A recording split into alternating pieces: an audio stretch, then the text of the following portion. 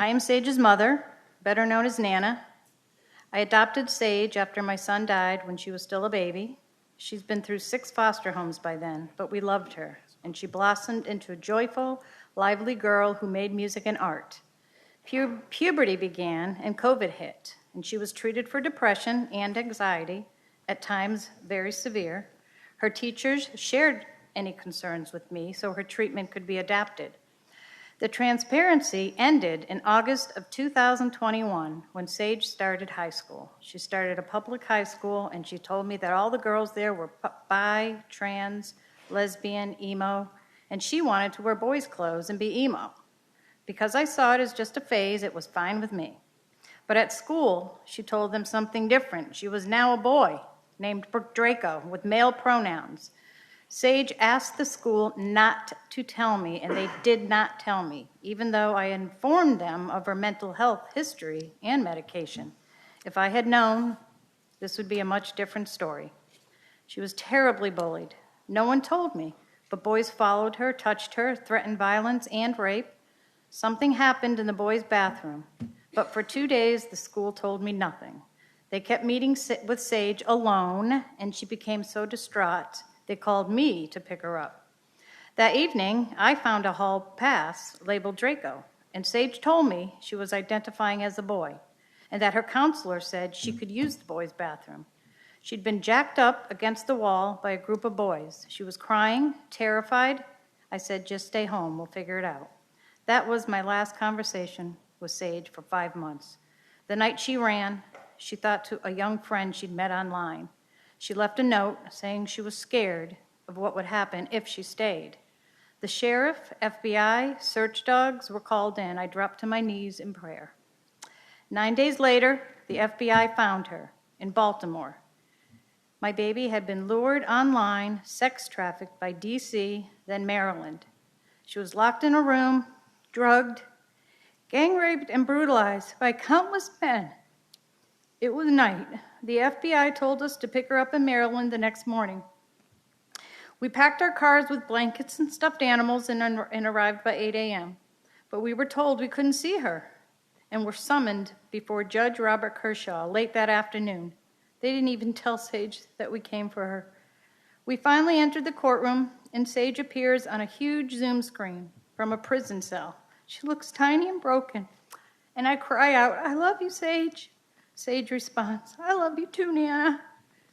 But attorney Anissa Khan rebukes us. She is a he, and his name is Draco, not Sage. We were floored. What? Khan accuses us of emotional and physical abuse, that we are misgendering her, even though we just learned she claims to be trans and we're willing to use any name and pronouns to bring her home. My husband was so tearful, he kept forgetting the new pronouns, so the judge had the bailiff remove him from the courtroom. I was pleading for my child to be returned and treated for her unspeakable trauma. Judge Kershaw told me if I used the word trauma again, he would throw me out too. For over 2 months, he withheld custody. He housed Sage in a male quarters of a children's home. Sage told me she was the only girl and repeatedly assaulted. She was given street drugs by the other kids, and Khan told her she didn't care. She just wanted to win the case and all the way to Supreme Court if necessary. Khan tried to prove abuse, but we were eventually cleared by both states of all charges. Sage later told me Khan had told her to lie, that we hit her. Khan even had Sage's school counselors testify against us, though they barely knew Sage, and they didn't know us at all. Khan told my precious child I didn't want her anymore. I found out Sage never received any of the letters I sent her. Sage ran from the children's home and disappeared for months. They told me she might already be gone forever, but I couldn't give up, and I finally found a tip on her social media that led the marshals to her in Texas. She had been drugged, raped, beaten, and exploited. This time I was able to be with her for the traumatic rape exam and to bring her home. Back in Virginia, she entered the mental health facility that Judge Kershaw had ordered, as it would affirm her as a male. The therapist began pressuring her to have her healthy breasts removed. Sage was too scared to protest, but she asked me to secretly buy her girls' clothes because she wanted to be a girl, but keep them in the car. It took a kind lawyer, Josh Hetzler, to secure her discharge. After almost a year, Sage was finally home, safe, alive. Sage is receiving professional trauma care. The first trafficker has already been convicted.